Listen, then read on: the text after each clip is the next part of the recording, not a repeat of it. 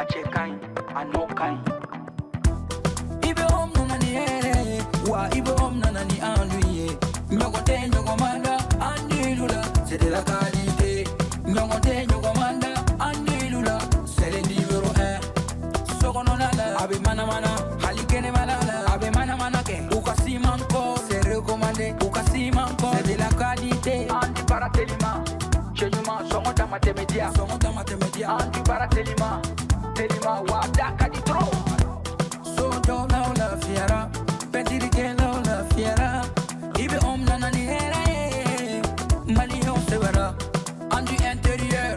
indox an du extérieur exdox sɔngɔ dama tɛmɛ diya do ani siman kɔl a baara n'o ka ɲi ne a bɛ ja teliya la a b'i ka so nuguya sɔngɔ dama tɛmɛ diya baara n'o ka ɲi i bɛ om baara n'o ka ɲi sokɔnɔ ta ni kɛnɛma ta a baara n'o ka ɲi i bɛ om i bɛ om i bɛ om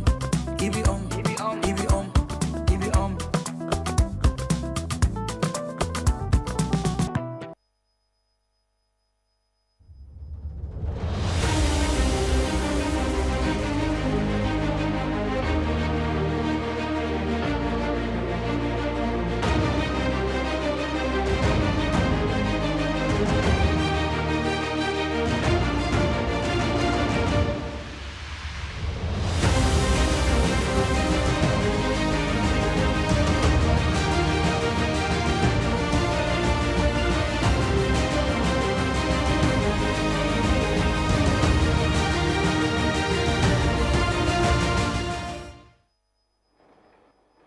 Ka foli k'aw ye Advance TV kan aw bisimila aw ka jamukan Mali kɔnɔna na Forum des idées. Forum des idées jamukan ye dɔgɔkun dɔgɔkun an bɛ baroda min sigi ka maa wele u ka se ka na k'u hakilinaw di kunnafoniba minnu ni olu ye dɔgɔkun la yakubaya kosɛbɛ. Ni kunɲɔgɔn in kɔnɔna na an y'a kanu ka babu fila de ta u ye ka se k'aw bilasira. O babu fɔlɔ bɛ tali kɛ an ka dossier judiciaire min ni o tun bɛ sen na ni a bɛ fɔ o ma ko procès Paramount o ye affaire minnu ni marché public dɔw exécutera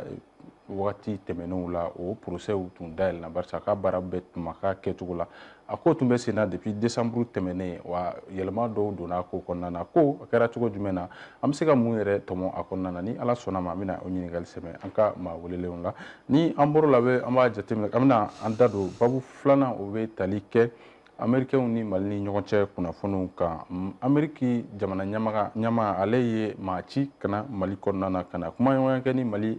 autorités ye o kumaɲɔgɔnya in a ko a bɛ cogo jumɛn na kumaɲɔgɔnya in yɛrɛ bɛ se ka a bolila mun kan a bɛ se ka yɛlɛma jumɛn don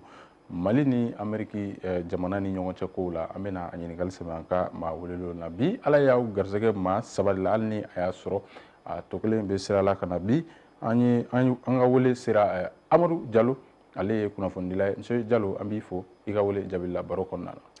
Wele diyara n ye n yɛrɛ b'aw fo. Foli diyara n ye. Advance TV baarakɛla bɛɛ lajɛlen ka daminɛ sanfɛ fo duguma ka filɛbagaw fana fo. Foli diyara n ye. Foli diyara n ye. Kuma dɔ ko n'i ko k'i ɲɔgɔn dɔn gɔngɔndurula tɛ i tɔrɔ fila bɛ duguma. Kosɛbɛ kosɛbɛ. N'i bɛ kuma dɔ de b'i lamɛn donc minnu b'an lamɛn olu de ka ko ka bon kosɛbɛ donc an bɛ foli belebeleba k'olu ma. Kosɛbɛ kosɛbɛ foli belebeleba ala ka jamana kolo suma. Ami ami foli belebeleba ye lajɛbagaw ni lamɛnbagaw bɛɛ lajɛlen ta ye ka fara ale kan an ka wele sera Abdala Yatara ale ye consultant formateur monsieur Yatara an bɛ fo baro kɔnɔna na. Musa Sayon foli diyara n kosɛbɛ k'i fana fo k'i waleɲuman dɔn Advance TV baarakɛla bɛɛ lajɛlen ani a lajɛlikɛla bɛɛ lajɛlen ka tila k'an baro kɛ ɲɔgɔn fana fo Jalo ani ka tila k'a fɔ nin kɛnɛ kuncɛko ɲuman ala ka d'an bɛɛ lajɛlen. Ami ami ami ala k'o dugawu minɛ ni ala sɔnna ma an ka maa welelen sabanan a bɛ don baro kɔnɔna na ni ala sɔnna ma o b'a to an bɛ an da don an ka babu fɔlɔ la u bɛ tali kɛ an ka procès min n'a bɛ f'o ma ko procès Paramount o ye procès min n'o bɛ tali kɛ Mali armement dɔw sanna waati tɛmɛnen kɔnɔna na président kɔrɔ o ka BK ka waati kɔnɔna na a kumaw cayara kosɛbɛ k'a fɔ ko wari dɔw kɔni ŋanamu na a sɛgɛsɛgɛliw tun bɛ sen na a procès dayɛlɛnna depuis décembre kalo tɛmɛnen hali ni y'a sɔrɔ a dossier yɛlɛmaw cayalen don a kɔnɔna na monsieur Jalo n tun bɛ fɛ ka ɲininkali sɛmɛ i la yɔrɔ la procès in kɔni daminɛna kabini décembre tɛmɛnen a baaraw bɛ sen na nka yɛlɛmaw caman donna a kɔnɔna na e ka yeta yɛrɛ ye jumɛn ye procès in yɛrɛ dayɛlɛnni na ka daminɛ a dayɛlɛnni na fo ka na bila bi fɛnɛ na e ye mun de faamu ni kuma ɲabila la k'i bɛ se k'o lase maaw ma. Bon n ye min faamuya procès in ko la o de ye tubabu ko ten ko nul n'est censé être au-dessus de la loi. maa si tɛ sariya sanfɛ. maa si tɛ sariya sanfɛ. I kɛra sanfɛmɔgɔ ye o i kɛra dugumamɔgɔ ye o sariya dama ka kan bɛɛ ma. donc o ye fɛnba ye mɔgɔ kan ka isɔn tigi min kan ka da kan maa minnu welela mɔgɔ jeninen sanfɛ minisiri kɔrɔw b'a la sɔrɔdasi jalatigibaw b'a la mɔgɔba wɛrɛw b'a la minnu jatelen bɛ mɔgɔ wagati tɛmɛnenw na mɔgɔ disibaw fɛ mais k'a fɔ bi k'olu bɛ tribunal ɲɛfɛ ka kuma u ka kɛwalew la o ye fɛn ye min bɛ se ka to citoyen bɛ se k'a fɔ ko ja an bɛ se ka da an ka justice la bon o ye a nafa intérêt belebeleba yɛrɛ ye o kɔrɔ ye k'a fɔ personne n'est intouchable an bɛ se ka i mana fɛn o fɛn kɛ wagati o wagati i k'a bila i kunkolo la don dɔ i bɛ se ka wele ka i ɲininka a ko la a delila ka kɛ wa a tɛna bali ka kɛ bilen n b'a fɔ a delila ka kɛ mun na parce que président Musa Tarawele san 20 ni kɔ fanga la Musa Tarawele ye procès 2 kɛ crime de sang ani crime économique k'a yɛrɛ juger k'a yɛrɛ juger donc o kɔnɔna la mɔgɔ caman fana jugera ale nɔfɛ donc o kɔfɛ ministre wɛrɛw jugera donc o b'a yira k'a fɔ ko jamana in bɛ ka taa taabolo dɔw kan mɔgɔ bɛ se k'a fɔ ko jigisigi ko b'a la nka b'a la a ngama yɔrɔ ye jumɛn ye? a ngama yɔrɔ ye min ye o de ye Musa ka procès a kɛra kɛcogo o kɛcogo la bon dɔw ko olu ma satisfait parce que ko qui a donné l'ordre de tirer o tigi ma se k'a dɔn o question jaabi ma sɔrɔ o question jaabi ma se ka sɔrɔ ko donc procès ma kɛ ka ɲɛ donc bɛɛ n'i ka taabolo faamuyali cogo don kow kɔnɔna la donc o kama b'an ko nka b'a la nin fɛnɛ la komi jaabi yɛrɛ ma bɔ fɔlɔ mɔgɔ tɛ se ka an bɛ kuma k'an tɔ to parce que i mana kuma ka wasa tribunal ko don a bɛ se ka i yɛrɛ rattraper i ka fɔta n'i ka kɛta la donc an bɛ kuma k'an tɔ to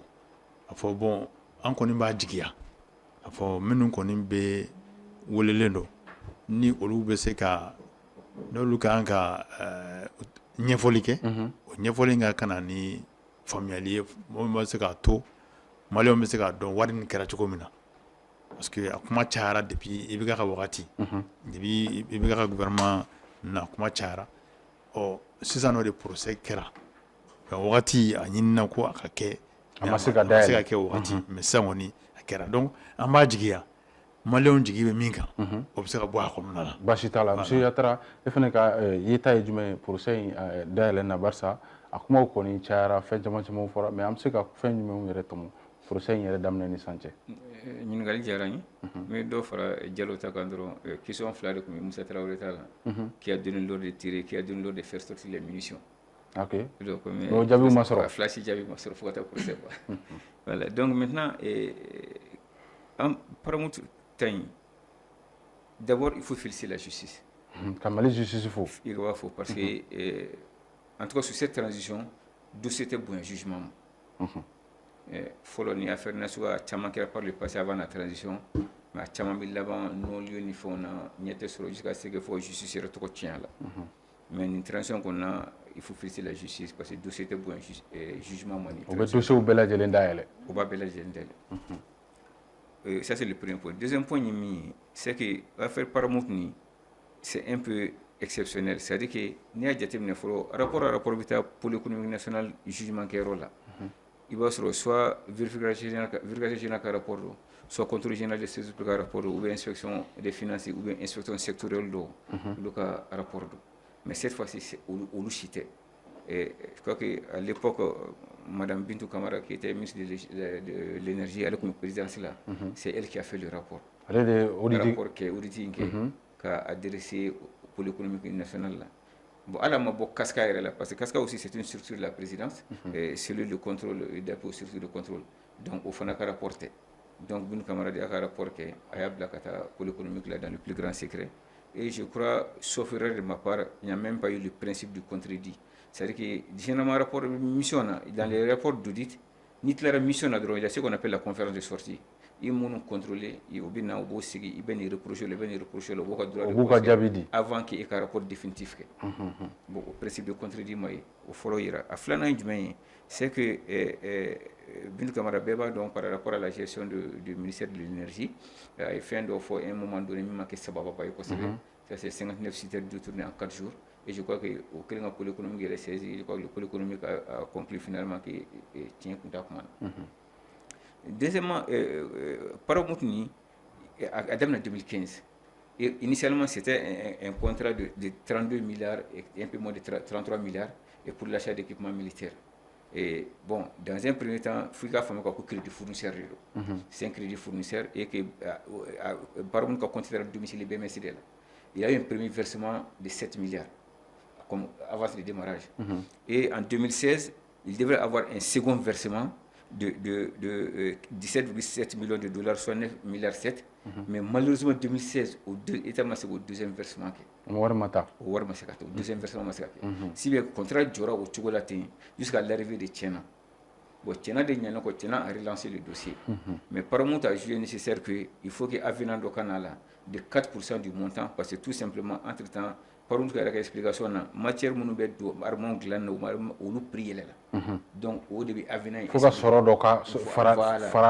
voilà, pour qu'il fasse une casse. Avina expliqué. Donc, de 4% du montant total, donc à peu près 4 milliards 4. Donc, on a versé la Paramount. Donc, au total, ils ont versé, l'État a versé. Non, il y a des fois Paramount, dossier est au Darola. Paramount est du Mani. Société sud-africaine de fabrique d'armements. Société de Tunga marché inquiet. Voilà, voilà, exactement. Voilà. Donc, au total, maintenant, 11 milliards versés là. 11 milliards là, 8 milliards qui ont été justifiés. Au justifié, c'est qu'il y a la livraison de 8 avions, 8 blindés maraudeurs. Ça, c'est clair. On va voir en carton, mais on livré là. 8 blindés maraudeurs. Et puis, il y a eu la réparation aussi de 2 avions et la formation des pilotes aussi. Donc, au total, au Bénin, 8 milliards et quelques mots, au facteur, au justifié le nom. Donc, 11 milliards, tu as 3 milliards 7. Maintenant, au 3 milliards 7, par contre, à juger nécessaire et pour la garantie là, pour la livraison future de 28 autres blindés. Mais malheureusement, on m'a livré jusqu'à présent et que le contrat jusqu'à présent aussi n'a pas été résilié. Le contrat est toujours. Le contrat court toujours à Masségaré. Donc peut-être que Djourou est là ou là. Voilà, donc maintenant, aux situations de la 600. Donc maintenant, effectivement, c'est pour cela à la barre, Tchena a exigé à ce que Bintou Erakana, pour que vraiment, on défend comme le cadre, c'est pas solide. D'accord. Mais malheureusement, le jury n'a pas tenu compte de ça. Donc, on m'a à ouler. Jusqu'à ce que plaidoyer ni réquisitoire au Bekera. Maintenant, il y a là, effectivement, les partis défensifs font faire mini ou comme pour ce que tu fais à charge et à décharge. Et les témoins à charge B, les témoins à décharge B. Malheureusement, les témoins à décharge, nous c'est pour cela. Et je salue la décision de la justice aujourd'hui, qu'a Ablafo le 23 mars là, pour que Paramount et Ambalder puissent venir aussi et que le principe de contre-indication soit respecté à la barre et que la vérité éclate. D'accord. Voilà, parce que mon beau de Valanga, nous fait c'est vrai, ils sont. Il a dit, je suis parfaitement d'accord, il est à l'abri de la prison. Mais ils doivent se justifier devant le Mali pour que vraiment nous, nos balas, ou nos camins. D'accord. Nous, notamment, qu'on lave leur honneur. Basitala, Moussa Bilal Siribé, on a invité Savana Ale Dona Barokonana, Moussa Bilal Siribé, Ale Kunafundila. Monsieur Siribé a fait une là. Effectivement, il y a un Konana, Machamon Konindjana, Kata, Ijo, Tribunal, Yakoro, Ambafote, Kata, Pauline Yakoro, Proyaseka, Uka, Haklina, Kunuka, justificatif, Nuka, la Selou Kenga, Nia de Temene, Dofone Masoro Ala. Et Kafamiale, Jume. Le fait que dɔw nana dɔw mana affaire in yɛrɛ I b'a ye cogo jumɛn fɛnɛ na I ka ɲininkali diyara n ye yani ka kuma daminɛ n bɛ foli kɛ an lajɛbagaw ye ka foli kɛ n barokɛɲɔgɔn ni kɔrɔw ye I y'a fɔ cogo min na effectivement ni affaire in bɛ sen na sisan nɔ an filɛ n'a kalo kelen ani tile 15 ɲɔgɔn na parce que a daminɛra procès yɛrɛ daminɛra le 22 décembre mais fo mɔgɔw k'a faamuya k'a fɔ affaire min don a bɛ sen na depuis 2015 IBK nalen fanga la a wagati a y'a jigiya k'a fɔ Mali armée tun bɛ duguma kosɛbɛ donc a ye ŋaniya dɔw ta pour que ka kɛlɛkɛminɛnw di armée ma donc o de nana ni loi de programmation et d'orientation loi d'orientation et de programmation militaire donc affaire marché sur là au cadre de kono ina fo yatara fo cogo mina contrat signé ni société mi société sud-africaine ne kuno akon kanga kelege minen do di armée ma minu me musaka beti jofo milliard bisaba ani fila ɲɔgɔnna la mais an y'a ye k'a fɔ gɛlɛya caman donna contrat in exécution na fo ka n'a kɛ a ko ma se ka laban wari dɔw sarala minɛn dɔw dira mais minɛn bɛɛ ma di mais en même temps Mali fɛnɛ ma se ka wari min kun kan ka sara Mali ma a bɛɛ sara donc an y'a ye furancɛ fanga nalen olu ka volonté politique la u bɛ fɛ ka sɛnsɛnni kɛ ka kow lajɛya yurugu ko minnu kun bɛ yen nɔ ni siga kun b'u la pour que k'u lajɛya o de nana ni avion présidentiel affaire ye an y'a ye o ko labanna cogo min na o fɛnɛ senfɛ o kɔfɛ u ye nin dossier in fɛnɛ dayɛlɛ n'o ye équipement militaire affaire ye bon depuis procès in kɔni daminɛra ne ye min faamuya la vraiment Mali justice u ye effort kɛ pour que procès bɛ se ka kɛ dans un cadre normal parce que fan bɛɛ lajɛlen lamɛnla en tout cas mɔgɔ fɛn fɛn nana i lamɛnla défense y'a ka plaidoirie kɛ en même temps procureur y'a ka réquisitoire fɛnɛ kɛ bon bi jumadon an kun kan ka verdict ye mais an y'a ye a bɔra voilà verdict kun kan ka di mais a bɔra dɔgɔkɔrɔ k'a kun kɛ baara sinsɛnni ye hali bi parce que jateminɛw kɛra k'a fɔ témoignage dɔw kan ka kɛ hali bi hali société min fɛnɛ marché passera ma k'a fɛnɛ kan ka document dɔw fournir pour que ka a yira k'a fɔ marché passera cogo min na ka précision di donc o de y'a kɛ verdict ma di fɔlɔ donc a bilara fo mars kalo tile 20 ani 3 nata la mais ne i ye par rapport à minnu sɔnna ka na procès la ani minnu ma sɔn ka na i b'a dɔn procès in fɛnɛ daminɛra cadre dɔ de kɔnɔ an bɛ contexte politique min kɔnɔ ko camanw bɛ sen na an y'a ye k'a fɔ sɔrɔdasi minnu bɛ fanga la bi u ye fanga jaso de kɛ ka na fanga la donc u ye mɔgɔ minnu lajigin politicien minnu binna o wagati donc normal olu b'a fɔ ni nin ko bɛ nin cogoya la peut-être que hali justice ta fan fɛ peut-être hali ni dossier yɛrɛ tɛ i bɛ taa sɔrɔ kɛbaaw nɔfɛ ko wɛrɛ la min tɛ nin dossier donc voilà siran yɛrɛ kama olu y'a préféré ka jamana bila mais de toutes les façons o de la ni justice tilennen don ni siran tɛ kɛ justice ɲɛ a ka ca la mɔgɔw bɛ danaya da justice mais est-ce que sariya kama bɛɛ kan ka na sariya ɲɛkɔrɔ k'i yɛrɛ défend normalement laɲini de y'o ye o ye normal de o y'a ye n'a sɔrɔ bɛɛ fɛnɛ ka danaya bɛ sariya kan bɛɛ kɛlen don k'a jigiya k'a fɔ ne bɛ fanga fɛ o ne tɛ fanga fɛ o n'an kɔni jɔra sariya ɲɛma an bɛɛ ye kelen mais yala mun na olu b'a dɔn cogo jumɛn k'a fɔ ko sariya tɛna tigɛ a cogoya la ka sɔrɔ u mana kɛnɛ kan non u mana kɛnɛ kan ça c'est regrettable parce que sariya kɔni ni i nɔ tɛ ko la an y'a ye par exemple affaire avion présidentiel la an y'a ye k'a fɔ vraiment la dame Madame Boire Fini elle a vraiment insisté à ce que ko danaya ale ka danaya b'a ka justice kan donc a bɛ procès in suivre jusqu'au bout et effectivement elle a été courageuse et a ka courage hakili la malien bɛɛ y'a fo ka da o kan donc minnu fɛnɛ mana procès la je crois o yɛrɛ de kɛra sababu ye ni ye procureur ka réquisitoire la a ye comment dire ko k'u condamné de façon crime à réclusion à perpétuité donc voilà si kaso donc ale y'o ta o kama parce que munna u ma sɔn k'u ka sariya bonya donc ni ko kɛra cogo cogo je crois d'une part i ka sariya i ka to i ka sariya nɔfɛ donc o b'a kɛ nɔgɔya o bɛ kɛ ko la faamuya wɛrɛw bɛ sɔrɔ sinon ne ma sɔn ka n'a lamɛn n'a fɔra k'i nɔ b'a la i tɛ se k'i yɛrɛ lajɛya donc olu b'o cadre de basi t'a la monsieur Diallo a ye fɛn dɔw fɔ a ka kuma kɔnɔna na k'a fɔ ko procès a renvoyé la ka taa fo ka taa se mois de mars ma nka a kun dɔ ye k'a fɔ société min ni o ye marché exécuté pour que o ka se ka laseliw kɛ walima ka détail di ko in yɛrɛ kɛra cogo min na o kɔrɔ k'a fɔ ko poli b'a fɛ olu ka se ka na est-ce que a tun man ka daminɛ ni o yɔrɔ de ye wa est-ce que ninnu bɛna société in bɛna se ka na ka i yɛrɛ ɲɛfɔ a ko in na wa dans la mesure ni jamana wɛrɛ société don bon normalement nin fɛn affaire sugu société bɛɛ i mana kɛ société sugu o sugu i bɛ taa sɔrɔ conseil juridique bɛ yen société la donc forcément société ka conseil juridique kan ka ye a ko cɛ ma parce que a bɛɛ sara nin sugu de kama ni contentieux min bɛ yen nɔ ni société tɔgɔ b'a la ale de ka baara ye ka wuli ka société défend donc normalement a kan ka ye maintenant pour que o mana o jaabi kɔni o tɛ anw bolo o jaabi ni tribunal y'i wele a répondre n'a répondbaliya o bɛ dépend mɔgɔ yɛrɛ la mɔgɔ min welela mais yala o tun welela wa assujetti min welela bon n tɛ se ka a fɔ oui ou bien non parce que o kɛyɔrɔ la ne tɛ yen bon dalu tɛ n bolo k'a fɔ k'u m'a wele n kɔni bɛ se ka jigiya kɔni nin procès sugu tɛ se ka kɛ cogo si la k'o wele ma se u ma u bɛ se k'a fɔ u tɛ na de mais k'a fɔ k'u tɛ wele a bɛ bali na o ye kelen filanan k'a fɔ ko la nature du rapport min y'a to ko dayɛlɛnna o pertinence n'a impertinence ne tɛ se ka o ne bolo o ye perte de temps de ye quoi parce que mɔgɔ min y'a rapport audit y'a audit kɛ consultant min ye audit kɛ consultant in dɔ de y'a bila baara la jɔn y'a bila baara la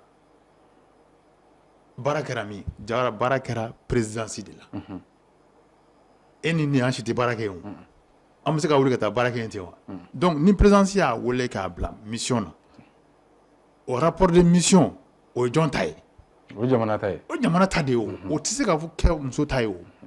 muso tɔgɔ man ka lié o la o procédure ko don c'est vrai mais est ce que mɔgɔ bɛɛ bɛ taa polisi la mɔgɔ minnu bɛ taa polisi la rapport de bɛ lase polisi la o rapport tɛ bɛ lase polisi la o ne kɔni bolo maa o maa ni e ye jamana ka gestion kɛ surtout à un certain niveau de responsabilité quelle que soit la procédure tu es redevable et quel que soit le rapport ni i ka baara kɛ cogo de kuma kan ka fɔ rapport don o rapport tɛ o hali e ka même an ka article de presse un article de presse c'est un moyen de pression c'est un moyen pourquoi juge bɛ baara kɛ ni journaliste ka fɛngɛ rapport ye on suppose que ce sont des articles équilibrés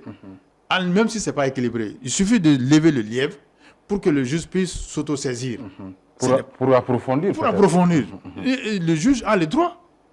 c'est pas interdit donc amener le procès à cette question de pertinence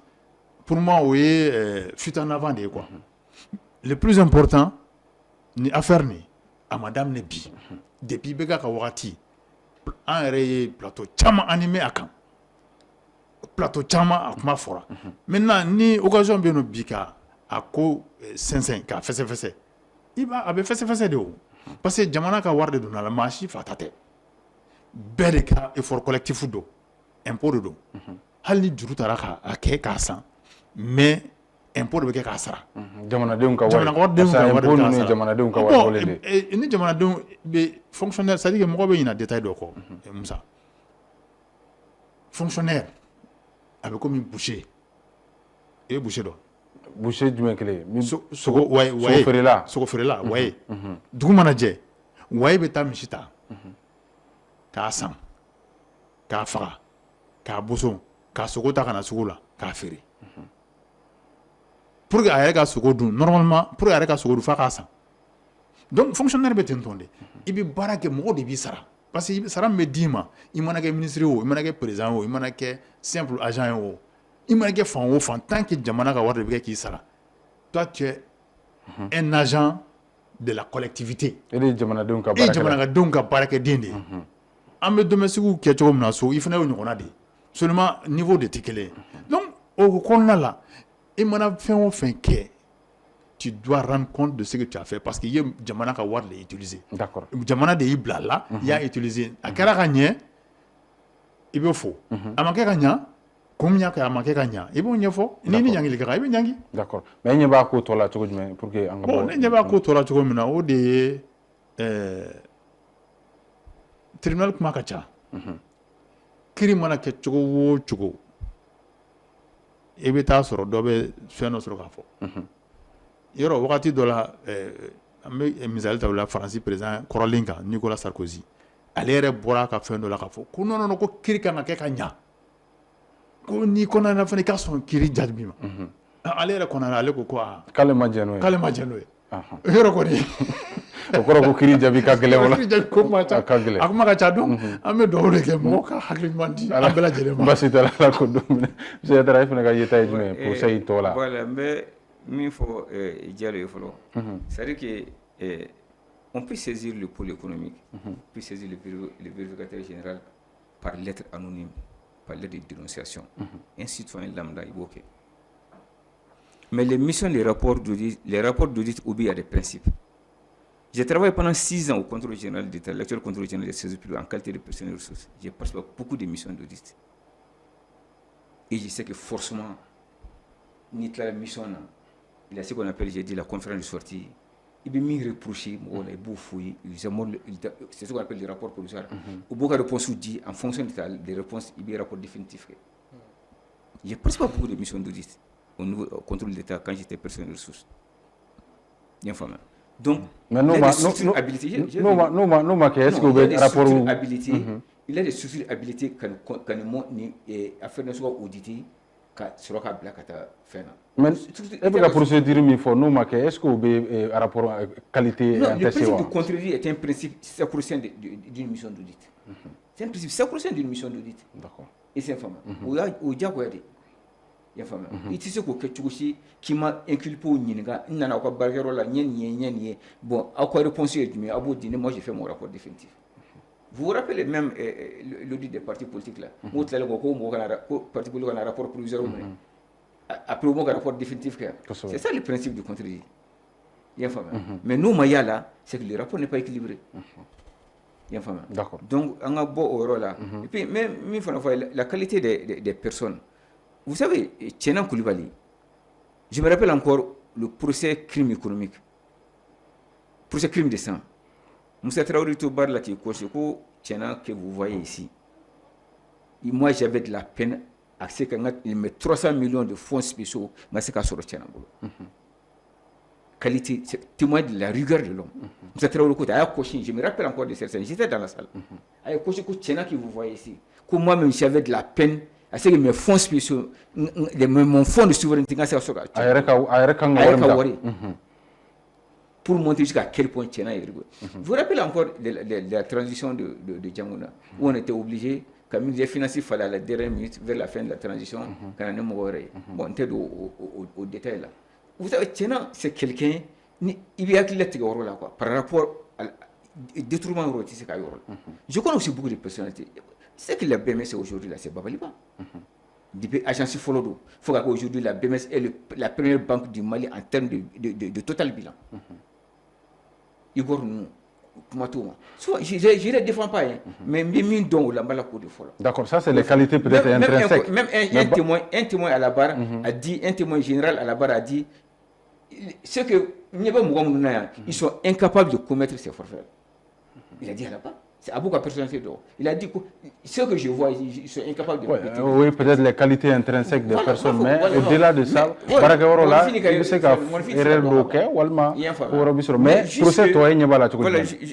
là. Moi, je salue la justice, mieux de fois, par rapport à ce que nous transition dans le procès, dossier pour un jugement. Et que nous faisons, mon certain a verdict aujourd'hui, mais je crois que le jury a eu la sagesse que vraiment à bureau procès il va falloir aller jusqu'au bout quand témoin judo fana lamé pour que vraiment au rêve verdict dit dominant au cas où ils ont la conscience tranquille. Moi je salue aussi la décision du jury à ce moment. Donc je suis sûr que avec ces témoignages là c'est un projet équilibré. Et maintenant ni min kangake ni min jotala au nokamine au kanyangi conformément à la loi. Ni min fana jotala qu'on lève leur honneur. D'accord, monsieur Sylvain Fonagaf. Pour la suite, il n'y a pas de la tour du maintenant. Effectivement, bon, il y a des fois en réalité, je ne peux pas te parce que ni affaire malien bes il est non là-bas et je pense que justice n'a pas barrage faut que ça dana même les sons que les ne be sur affaire kono là parce que ni be jamana ɲɛmɔgɔya la wagati min na i be fanga kɔnɔ la i k'i janto kosɛbɛ dossier la peut-être que i bɛ taa sɔrɔ e yɛrɛ ka ɲi personnellement i bɛ taa sɔrɔ tu ne te reproches rien mais dossier au traitement sira fɛ il faut être beaucoup prudent parce que ni erreur bɔra la a jugement n'a kɛra i k'i to fanga la oui mais n'a ma kɛ k'i to fanga la fɛnɛ dis-toi que charia ka wagati ni mɔgɔw ka wagati tɛ kelen a mɛnna jɛnyara sariya bɛ segin ka nin yɔrɔ minɛ donc ni affaire ninnu je pense que bi nin kan ka kɛ leçon de hali minnu yɛrɛ bɛ fanga la bi u k'a faamuya k'a fɔ jamana bɛ yɔrɔ min na bi fɛn fɛn ye yurugu ko sira ye il faut être beaucoup prudent parce que n'i y'a kɛ bi ko parce que ko fanga b'i la k'i tɛ nɔ minɛ don a mɛnna jɛnyara sariya bɛ tila ka segin ka nin nɔfɛ et il faut saluer la justice parce que nin décision sugu an kun famana ka nin affaire sugu ninnu ye ko Mali tribunal la ko juge b'u charger dossier la ka dossier épuisé fo ka taa s'a dan na an y'a ye k'a fɔ san caman ni mɔgɔ minnu ye jamana mɔgɔbaw ye n'u ye kow kɛ rapportw bɛ kɛ mais après foyi tɛ bɔ a la mais o n'a ta o ta nin dossiers bɛ yen nɔ mais ko dɔ fɛnɛ kɛra transition yɛrɛ fɛnɛ kɔrɔla la an si maliyɛnw sigilen don k'o affaire dɔw kɔnɔ justice kan k'a ka baara kɛ o affaire minnu na ni maliyɛnw sigilen don k'o kɔnɔ donc il faut que justice fɛnɛ ka o dossier ninnu il est temps k'u dayɛlɛn pour que k'a yira maliyɛnw na effectivement ko in c'est pas k'a fɔ ko an bɛ dɔw de nɔfɛ minnu man d'an ye k'u minɛ k'u koron k'u bila kaso la mais maliyɛn bɛɛ ye kelen ye sariya ɲɛma donc affaire minnu fɛnɛ kɛra sous la transition il est temps que dossier ka dayɛlɛn pour que maliyɛnw bɛ se ka danaya sinsin hali bi justice kan quoi. Basi t'a la oui monsieur Diallo sa waati kɔni avancera an bɛna fɛɛrɛ kɛ k'an da don an ka babu filanan na mais juste oui juste n bɛ fɛ ka réaction fitinin fara kan dɔrɔn o de ye c'est à dire que tribunal baara c'est à dire que juge ka jugement qualité individuelle ko tɛ quoi le ministre ce n'est pas sa personne c'est une institution ministre ye chef de ye yɔrɔ dɔ kunna quoi o yɔrɔ in de i ni maa wɛrɛ de bɛ baara kɛ ɲɔgɔn fɛ bon e ka baara kɛcogo la tout peut être clean hein mais i baara kɛ ɲɔgɔn i yɛrɛ ka kɛtaw bɛɛ bɛ se ka ɲɛ i yɛrɛ ka kɛtaw ani i baara kɛ ɲɔgɔn o bɛɛ b'a kɔnɔ maintenant karisa ka ɲi c'est vrai mais bon adamaden don quoi moi je veux toujours que les gens comprennent que adamaden de don quoi mɔgɔninfin tu n'es jamais parfait i mana kɛ cogo o cogo i mana la jɔ dun wɛrɛ la ka ɲɛ yeta bɛ y'i la i bɛ fɛn dɔ ye min donc du coup c'est pas parce que an bɛ douter u ka qualité la mɔgɔ minnu don dɔnnen don mɔgɔbaw u ye baara u dɔnnen n'u ka rigueur ye mais tubabu ko la confiance n'exclut pas le contrôle. D'accord. O b'a to an bɛ don an ka babu filanan kɔnɔ barisa waati bɛ ka avancer kosɛbɛ o bɛ tali kɛ Mali ni Amérique ni ɲɔgɔn cɛ kunkankow la ni semaine in kɔnɔna na Amérique président ni o ye Donald Trump ye ale ye a ka émissaire dɔ bila ka na Mali kɔnɔna na émissaire nali ani Mali jamana ɲɛmaa dɔw ye ɲɔgɔn ye i n'a fɔ ministre des affaires étrangères Ablaye Diop ani olu ye sigiw kɛ ka kumaw dɔw kɛ Mali ni Amérique ni ɲɔgɔn cɛ kunkankow la monsieur Yatara ɲininkali ye min ye nin yɔrɔ in na américains ka maa bila bi kana Mali kɔnɔna na e kun sigilen don n'a ye k'a fɔ k'a bɛ kɛ nin waati in na e ka analyse jumɛn ye nin yɛrɛ visite in na Mali kɔnɔ Amérique jamana ɲɛmɔgɔw ka fanfɛla la mɔgɔ mɔgɔ bɛ États-Unis dɔn a ka foyi tɛ bali mɔgɔ la parce que États-Unis c'est le principe des intérêts ya fama o ni bɛ se k'a fɔ aw bɛ se ka muru ni marifa ta ɲɔgɔn kama 10h à 11h n'a ka intérêt b'i bolo a bɛ na a bɛ segin ka na a bɛ segin ka na a bɛ k'a fɔ ko u nana intérêt ko de la la preuve i b'a dɔn quand le Mali était assuré la présidence du Conseil de sécurité des Nations Unies sous Alpha Madeleine Albright je me rappelle encore presque 3 fois nana Mali la parce que le Mali a assuré la présidence du Conseil de sécurité des Nations Unies a mago tun bɛ Mali la waati la mago tun bɛ Mali la waati bien fama bon nin voyage in fana oui, fin ça va faire là, on parle de lutte contre le terrorisme, on parle d'enjeux sous-régionaux, on parle de la promotion des échanges économiques. Mais le profil même du visiteur n'y a donc, il va beaucoup visiter, ça sera mieux fait. Et d'abord, c'est quelqu'un qui a été analyste militaire à la CIA de 2014 à 2025. Analyste militaire à la CIA de 2000 aux États-Unis, c'est des renseignements, qu'a fait FBI. C'est un spécialiste des conflits au Moyen-Orient et en Afrique de l'Est. À Labananimi, c'était un ancien directeur adjoint du Conseil national de sécurité aux États-Unis. Il faut comme force ça. Il y a qu'à profiler, mais le renseignement par quel endroit. Infameux. Bon, moi, les échanges commerciaux, c'est un peu. Parce que n'est-ce pas à Rome, pourquoi? Pas plus tard que le 3 mars, et le 3 février plutôt, États-Unis a liste pour les pays bénéficiaires de la du système à quoi. Mali tala. Mali tala, Niger tala, Burkina tala. Moi je crois que une visite nationale ni comment préparer, il faut que nous terrain préparer à niveau là. Au moins ça comme il y a liste là. Même si il faut vraiment avoir fait quand. Mais est-ce que moi Mali suspend là ko Barça ko oui, ni pas faire comme moi. Transition ba on fait quand tu viens chercher des partenariats, il faut que faire des concessions de cœur. Bien fameux. À Flandre, je me sais qu'il a eu une première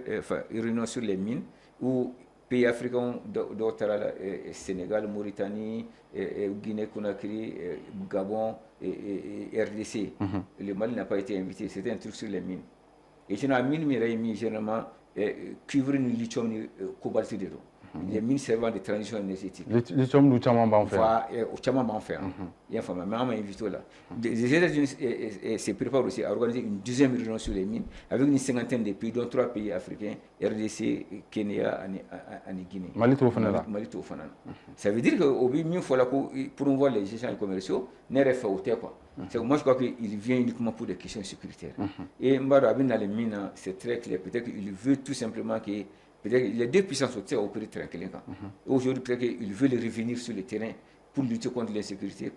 Mais est-ce qu'aujourd'hui, n'est pas de fois Mali nation aussi, qu'à Fakabi Boulou Russou, les États-Unis, ni Roy Nabi. Je sais qu'il y a un partenaire sérieux par rapport à ça. Mais je crois qu'au visite, au débat, tu crois que vu même le profil du visiteur, au débat, tu crois que sur les échanges économiques commerciaux, non, c'est au bout faute, mais je ne crois pas. Il vient pour des questions de sécurité, de lutte contre le tourisme. Mais à Roy, je crois que le terrain est déjà occupé par les Russes. Je crois que c'est déjà une mission peine perdue. Peut-être difficile, peut-être. Monsieur Diallo, il y a américain ka délégation amba fo chokola o ka ni visitina Mali kono ni watina kabeni Mali sécurité ko to ya kani échanges commerciaux ko oni ñokon celala bon ne mi famia la oye ubena ga terrain ko de kan quoi américain kumbe ya américain kumbe ya o kumbe gawo wagati jamba ke gaw peut-être que mo chama hakiltala ou bien mo do ta kalama mais américain ko soro su mina gaw wi min ka be san durubo o kuma loger le yoro mina fene ne taray wa a wagati fene an émission ke nord la an nu we ñogon ben yoro chamana o be mununa tesalit kan américain de a réhabilité ka véhicule di mari armée ma u taara dɔrɔn américains taara ka bɔ Mali la dɔrɔn rébellion 2012 éclaté la. e bɛ fɛ ka mun fɔ sisan u nɔ b'a la wa u nɔ t'a la wa n tɛ se k'a kɛ Ala ye k'o fɔ mais u nana mun na u nana ko ka o wagati Al-Qaïda kun tɔgɔ bɔlen don kosɛbɛ Mali la ko ka Al-Qaïda kɛlɛ Al-Qaïda kɛlɛ taara laban rébellion na. Oudou bi barak na renseignement kosɛbɛ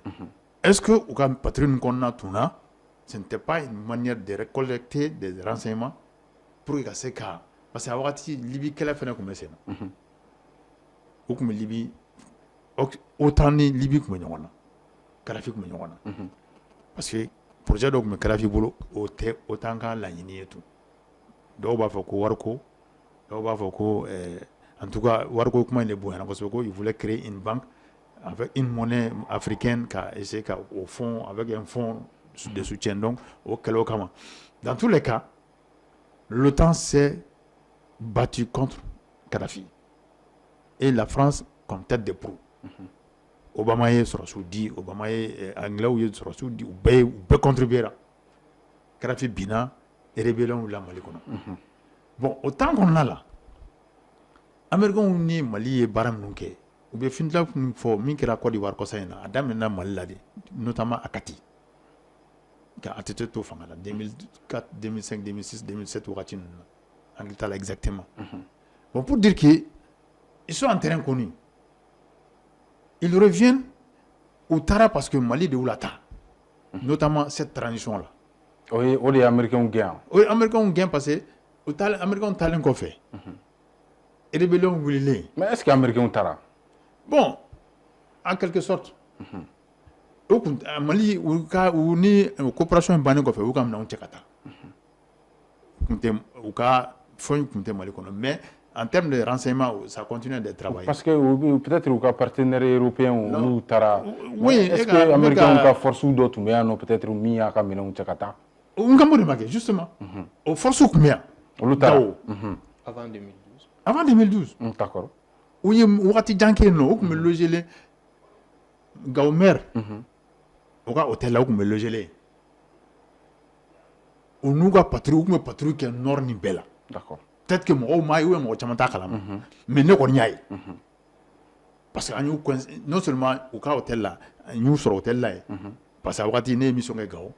mais en même temps an ye mission kɛ à l'intérieur de Gao Tombouctou Mopti c'était une mission de l'UEMOA au kɔnɔna la an ye u ka patrouille kunbɛn fan bɛɛ fɛ donc pour dire que u ye baara dɔ kɛ maintenant u taalen kɔfɛ rébellion wulila rébellion wulilen a tɛ se ka fanga tiɲɛna donc ko yari ko k'a bɛna Bamakɔ donc gouvernement malien yɛrɛ y'a ɲini faransikan na an dɛmɛ n'o ye Servali Barkhane o kɔfɛ Servali Barkhane nana Takuba nana MINUSMA nana au temps kɔnɔna la américains bɛ intervenir avec la MINUSMA fɛnw kɔnɔna la donc pour dire que tout simplement mais quand la transition est venue transition ko bon Faransi n'a ka allié bɛɛ ka taa Senugu tɛ jɔ gansan ni y'an jɔlen an ja gɛlɛyala k'o lata c'est que an kun hakili bɛ dɛmɛ dɔ la o dɛmɛ o tɛ dɔwɛrɛ bi o ye Rusiw ka dɛmɛ ani Chinois ka dɛmɛ bon peut-être que o tun b'a ɲɛna n'u taara an bɛ nimisaw nɔfɛ o ma kɛ an ma nimisa donc u bɛ fɛ ka segin sisan o la donc u bɛ fɛ ka segin sisan maintenant hali u ka seginni fana kɔnɔna la olu fana bɛ fɛ ka na ka u partenaire dɔ to yen n'o ye Faransi ye parce que n'i ye fɛn jateminɛ a bɛ komi nin ka nali depuis a annoncera ani événement dɔ ye ɲɔgɔn kunbɛn événement sécuritaire dɔ ye ɲɔgɔn kunbɛn Bamakɔ yan Mali la yan a bɛ mɔgɔ hakili jigin ko dɔw la o ye jumɛn ye i n'a fɔ attaque surprise min kɛra Djiboli ni Kayi ni ɲɔgɔn cɛ mɔgɔw tun b'a sigi n'a ye k'a fɔ ko terroristes bɛ se ka mun hali n'a y'a sɔrɔ source officiellement o kuma fɔ bon oui c'est vrai source officiellement fɔ mais information kɔni bɛ dɔnnen don mɔgɔ si tun t'a bila i kun la k'a fɔ terroristes bɛ se ka munumunu tuguni ka taa bɔ an kɔkɔrɔ nin nɔ tuguni ko accompagné avec une communication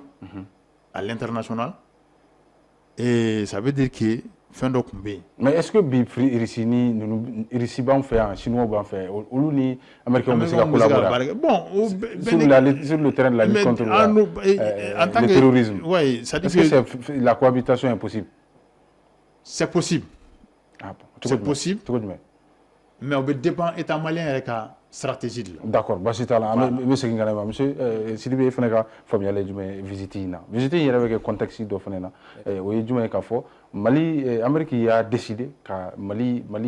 minnu n'olu bɛ bɔ yan ka taa Amérique k'olu bali ka taa Amérique ko maa si tɛ taa tuguni bon au même moment Mali fana ye décision ta k'a fɔ k'u bɛna application kelen o décision kelen appliquer ko réciprocité bɛ o kan o contexte in kɔnɔna na nin bɛɛ lajɛlen la yala olu kuma ninnu bɛ k'u yɛrɛ sɔrɔ u ka ɲɔgɔn in kɔnɔna na walima e fana bolo a ka nali bɛ kun jumɛn de kan juste d'accord ɲininkali diyara n ye je crois i kumara nɛn kan dɔɔni parce que effectivement contexte n'i ye contexte in lajɛ ka visite in lajɛ o de y'a kɛ a barila mɔgɔ caman na parce que an kun y'a ye américain jamanaw ye ŋaniya dɔw ta k'an ka farafinna jamana caman sɛgɛrɛ ni Mali b'o la ni Niger b'o la ni Burkina b'o la k'a sababuya kɛ passeport délivreli suspend ye donc an ka jamanaw fana o sira kelen ta k'u sɛgɛrɛ donc o b'a yira k'a fɔ gɛlɛyaw kun bɛ yen mais o gɛlɛya n'a ta o ta américain ma a bali o m'u bali ka maaba bila ka na jamana in kɔnɔ pour que ka na jamana fila kuma ɲɔgɔnya pour que ka fanga don a la tuguni donc mais ni a barila mɔgɔw la mais ni mɔgɔ min bɛ Trump ka politique kɛcogo la depuis a nana ka na se sisan ma a tɛ bari la Trump c'est quelqu'un a bɛ pression de kɛ fɔlɔ n'a ye pression kɛ ni pression ma s'i la a bɛ sɔrɔ ka na ni négociation an y'a ye a nana ani Chinois cɛla la a commencera k'a fɔ ko a bɛ taxe bin u ka feerefɛnw kan 50% Chinois y'a lataa 100% na après u kumara ɲɔgɔn ye u bɛnna la an y'a ye fɛnɛ attaque fanga bonyalen Nigeria wagati min na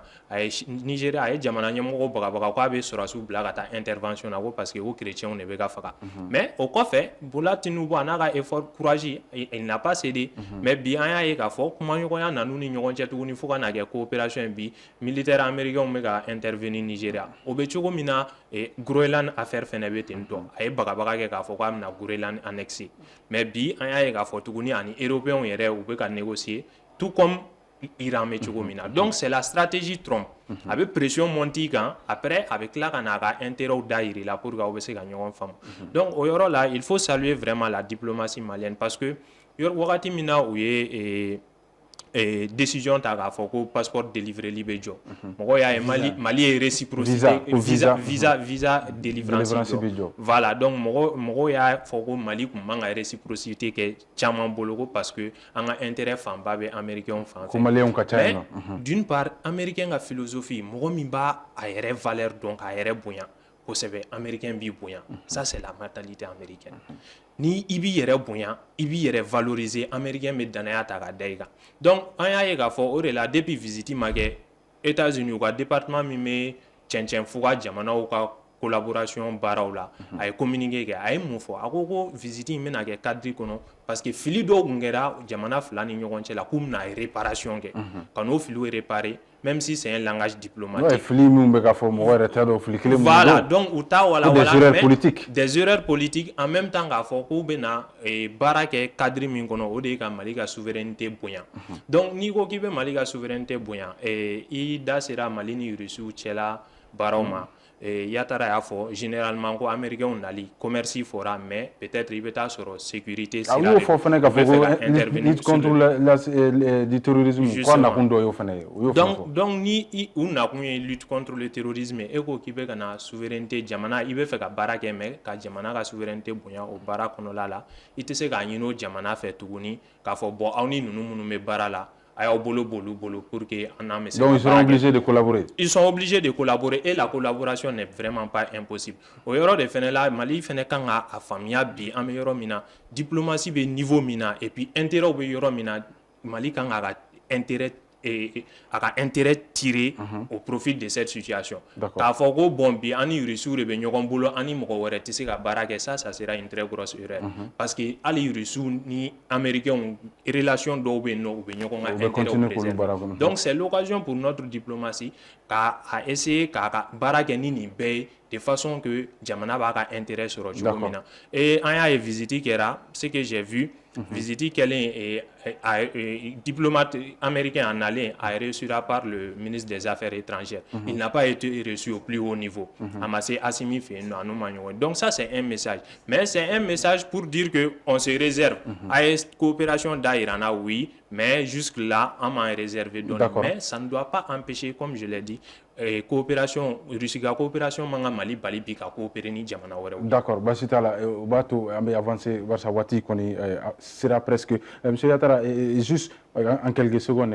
les perspectives jamana fila ni ɲɔgɔn cɛla la. Jusqu'à présent jamana o bɛ baara la ɲɔgɔn bolo surtout dans le domaine de partage d'informations et de renseignements. D'accord. Et surtout dans le domaine de Africom yɔrɔ le général américain qui dirige il a été clair jusqu'à présent partage d'informations, des renseignements bien Mali ni Burkina ni donc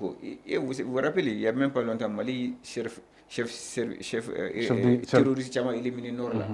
c'est vrai il y a armée qui a effort famba là mais c'est parti des renseignements qui a dit donc jusqu'à présent ni coup d'état avorté qu'on comptait avec les Abbas Damil ou autres là la France même a reconnu que jusqu'à ce moment là partage des renseignements comme Mali ni France malgré les désaccords voilà malgré les désaccords dans le domaine du terrorisme dans le compte du terrorisme renseignements partagés comme Mali ni donc moi je pense que le terrorisme les guerres asymétriques qu'est-ce que ça là a famba de renseignements moi je crois que pas sur le terrain les sur le terrain à quel on a américain on sur le terrain mais dans le domaine de partage d'informations de renseignements on va consolider pour que notre armée puisse en bénéficier. D'accord Bachita la monsieur Diallo les perspectives en quelque sorte. Les perspectives moi je pense que il faut être dans la logique de non aligné comme Moro n'y a que comme na follow ante Russie fait ante Amérique fait en banga intérêt de quoi moi me c'est qu'en demain quel que soit ton apport mais si c'est un apport mais c'est qu'en nafa en bon de jatimine d'accord ante angana que ça dit que norme moi kelena qui on ne met pas tous ses œufs dans un même panier d'accord angana femme que ça qui voilà donc on a multiplié an bɛ ka hɛrɛ b'o de la. D'accord. Voilà. Basi t'a la monsieur Sidibé, oui, quelques Oui, mots. je m'inscris dans ce que doyen min fɔ et puis an b'a ye k'a fɔ an ka jamana ninnu kan quand même farafinna diɲɛ jamanabaw u ka intérêt bɛ u bɛ ka essayer ka défend cogoya bɛɛ lajɛlen na donc hali Europe bi gɛlɛya b'an ni Europe jamana minnu cɛ o tɛ k'u bali bi ka essayer k'u bɛ segin ka na ni stratégie ye ka na ni projet ye pour que k'u maintenir donc diɲɛ bɛ basé intérêt ko de kan et le monde est multipolaire donc k'a fɔ k'i bɛ tugu puissance kelen kɔ i n'o de bɛ baara kɛ i ni mɔgɔ wɛrɛ tɛ baara kɛ ça c'est une erreur donc bi Mali ka diplomatie fana an ko ten ne diplomatie ani bɛɛ bɛ se ka baara kɛ mais sur la base des principes qui ont été constitutionnalisés principe saba in ni jamana min m'o bonya ani bɛ baara kɛ et je pense que ani américains ka coopération ça va continuer ça va se renforcer. D'accord, o b'a to an bɛ fusira an ka bi jamukan dana barisa waati y'an t'an bolo ma nin yɔrɔ in na yan an ka bi babu tun bɛ tali kɛ babu fila de la babu fɔlɔ tun bɛ tali kɛ an ka procès min ni o bɛ Mali armement ka sanni kan n'o waati o kɛra IBK ka présence waati kɔnɔna na ale procès tun dayɛlɛnna nka a datuguna fɔlɔ ni marisi natɔ cɛ an y'a ɲininkaliw sɛmɛ an ka mawuli la u y'u hakilina di ale procès in kan an bɔr'o la k'an da don américains ka ni Mali ni ɲɔgɔn cɛ kunnafoniw la Amérique président ni o ye maa bila ka na Mali kɔnɔna na u ka se ka kuma ɲɔgɔnya kɛ lutte contre le terrorisme bonanko ani commerce yɛrɛ bɛ se ka yakubaya jamana ninnu ni ɲɔgɔn cɛ cogo min na o ɲɔgɔnyew caman kɛra an y'a ɲininkali sɛmɛ an ka mawuli la u y'u hakilina di u kan bi an ka maa welelen tun ye maa saba de ye an ka wele tun sera Abdala Yatara ale ye consultant formateur monsieur Yatara an b'i fo i ka wele jaabili la ka foli ka fara ale kan an ka wele tun sera Amadu Jalo ale ye kunnafonidila monsieur Jalo an b'i fo i ka wele jaabili la ka fara ale kan an ka wele tun sera Musa Bilali Sidibe ale ye kunnafonidila ye monsieur Sidibe an b'i fo i ka wele jaabili la ka foli k'aw bɛɛ lajɛlen aw ka lajɛli la ka foli kɛ ɲɛmaaso ye ka foli kɛ technique ye an bɛ rendez-vous di aw ma aw k'an bɛn semaine natɔ ni jamukan kelen in kɔnɔna na.